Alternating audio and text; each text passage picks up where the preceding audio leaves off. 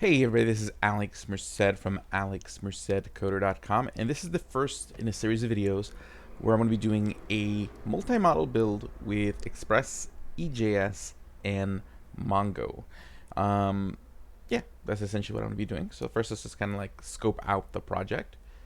So I'm going to be using this template that I created, and this is a cool feature in GitHub where if you have a repo that you would like to use as a starting place for future projects, you can head over into your settings and then turn on template repository. So if you click this, okay, template repository, in the future when I go to create a new repository, I can now choose from one of the templates that I've created, okay, that are on my account. So you're more than welcome to fork this template onto your account, so that way you have access to the template as well for when you generate new repos, but just so that you're aware of that feature, okay? And then also, if you go to somebody else's repo that is a template, you can click this use this template button, and that'll generate a new project. But before we do that and set up everything, let's talk about our design. Like, what's the app going to be? Okay, so what we're going to do is draw what's called an ERD, an entity relationship diagram, to illustrate that. Okay, so I'm just get a new drawing. And usually you use ERDs inside like SQL relationships to denote like the relationship from one table to another table, but you could use it when you're working with MONGO as well. I'll show you how. Okay. So what we're going to do is we're going to build an app with user authentication. So we are going to have a user model. And a user is going to have a username, which is a string. It's going to have a password, which is a string. And I'm going to have two models, hopes and dreams. So the idea here is a user can log in and they'll be able to see a list of their hopes and their dreams. Okay. Now what I'm going to do is I'm going to explore two different ways of doing relationships in MONGO, so you can kind of see both at work. So for hopes will be embedded. So every user will have an array of hope objects, okay, which will just be like a string of text. But the idea is that they'll have an array of hope objects that we'll CRUD, create, read, update, delete. Okay, so even though there's going to be two types of objects so far, user and hope won't get its own model because hope will be embedded. This is what's referred to as an embedded relationship in MONGO in the user model. Vice versa, dreams will get its own model.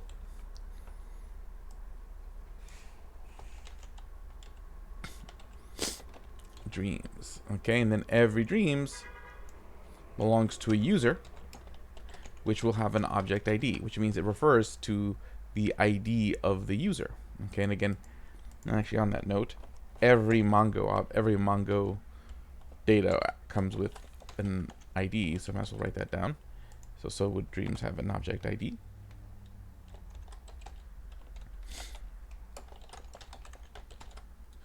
Okay, and essentially what's going to happen is that the way this relates to each other is that every dreams will have the object ID of a particular user attached to it that we'll use to do that reference relationship. And oops, let me just fix that. I just realized I'm linking to, this should be linking to the user ID field here. Cool. Because essentially this user ID field will represent the ID of the user. This is the ID of the individual dream. Okay, so this is what's referred to, if we were using like SQL talk for like relational databases, this is the primary key, the unique identifier for each dream in the dream collection. And then this is the foreign key, the thing that identifies the thing that is related to somewhere else. And then every dream will have also text. So it's just a string that's like, what is the dream? Okay, so this is essentially the app. Okay, that's that. Okay, and that's what's called an ERD. Kind of shows you just kind of how the different types of data and how it relates to each other and how they connect and where they connect, just so that we have a clear view of what kind of data you have in your application. Now with that, let's clone this template. So what I'm going to do is I'm going to click use this template, and I'll put a link to this in the video description. Repository name, we'll call this hopes and dreams. Okay, and this is going to be an EJS Express Mongo build. Okay, and then I create the repository, and now I have a project. See, it's just copying that project over into a new project. And there we go. Now I can clone this project to my computer and get to work.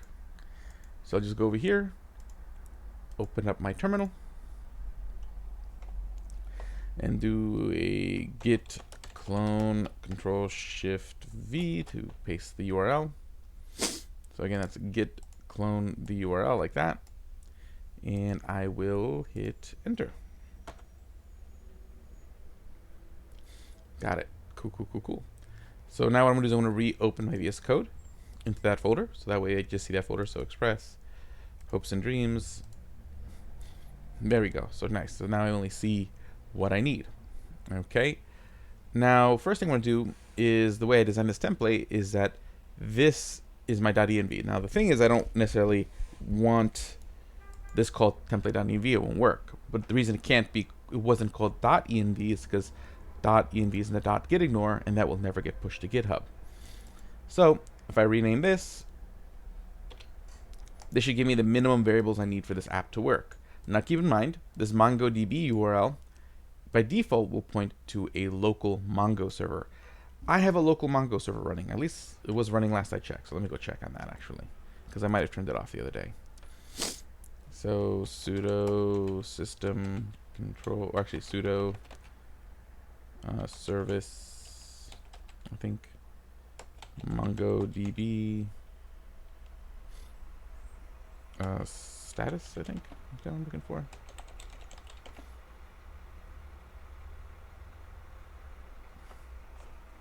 Okay, good. My local Mongo server is up and running. Wonderful. Okay. And if you don't know whether you have a local Mongo server running, it's because you don't. You would have set that up, and you would have known that you set that up. So if you're not using a local Mongo server, you can go to mongodb.com and get a database from there for free. Or download Mongo, go to the Mongo website, download the actual Mongo server software, and then just install it. It's actually pretty straightforward. But this is essentially a URL that points to a server on your computer. Okay, so localhost, meaning your computer, on port 27017, which is the default port for a MongoDB database. So I'm going to leave that there because that's fine. I'm just going to change the name of the database to Hopes and Dreams. Okay, and the secret I'll keep secret. Secret is just something that is used in sessions. So right over here where sessions is defined, right here, all it's doing is using the secret right here to encode your session cookies. And the port that is right down here, that's just where your server will be listening on. Okay, this number really just determines what it'll be listening to locally. If you deploy to like Heroku, then Heroku will give it its own number, so not really a big deal. Okay, so that's all set.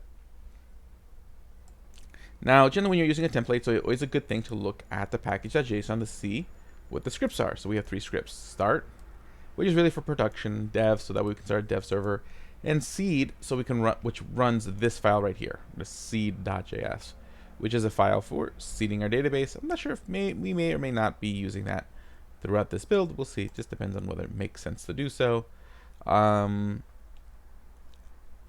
But that's there. Okay, so the next thing I'm going to do is I am going to just test out, make sure the server is working by running npm run dev and making sure that I get all the output I expect. So, oh, I got an error. Now it says cannot find module.env.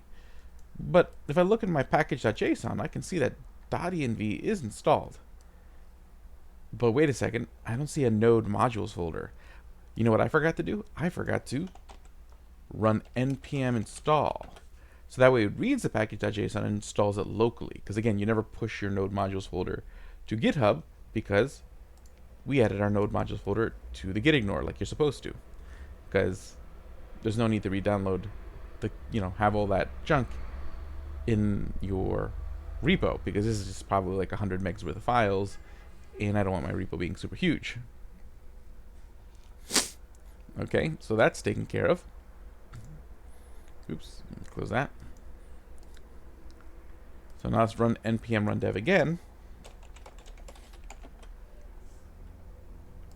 And that's the output I expected. I expected this, that my server is listening, and I expect that I get connected to Mongo. Wonderful. So with that, let me just test this in the browser. Localhost 3000, I think it was. Yep, and there we go. There's like just sort of your basic website. And now we'll just focus on the next piece. So that's a setup of our initial setup. So that'll be the first video. I'll see you all in the next video where we will build out user authentication. My name is Alex Merced from alexmercedcoder.com. Have a great day and enjoy.